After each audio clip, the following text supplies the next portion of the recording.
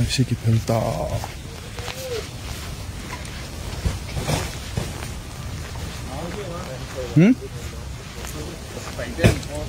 Ăn bẩn nhá cái hả?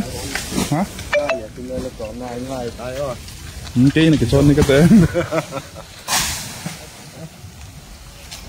Tôi sợ cái này nộp được cái trò lên cái tay.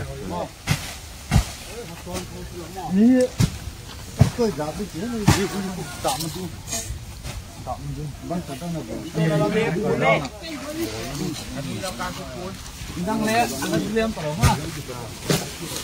Ô, muốn cookie.